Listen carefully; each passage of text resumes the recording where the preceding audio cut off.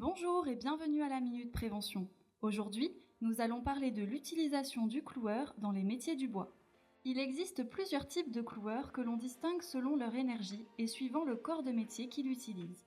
Certains sont alimentés par de l'air sous pression fourni par un compresseur, d'autres par des cartouches de gaz déclenchant le tir. Enfin, des équipements électroportatifs équipés d'une batterie.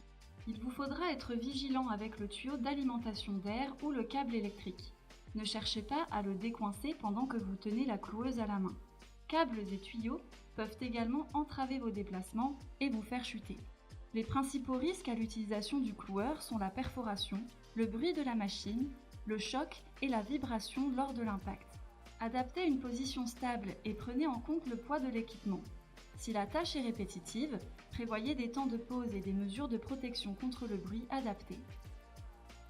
Lors de la phase de clouage, les principaux points de vigilance sont l'utilisation d'une machine parfaitement conforme et en bon état d'entretien, bien réglée sur le mode adapté aux matériaux à clouer, la position de vos mains loin de la zone d'impact. Assurez-vous d'être dans une position stable et soyez parfaitement protégé grâce à vos chaussures de sécurité, gants, casque de protection auditive et lunettes. Pour protéger les collègues du chantier, faites respecter la distance de sécurité préconisée par le fabricant et ne pointez jamais l'embout vers vous-même ou d'autres personnes. N'ayez le doigt sur la gâchette qu'en position de clouage. En plus d'une vérification quotidienne de votre équipement avant sa mise en service, voici les précautions à respecter lors d'opérations spécifiques.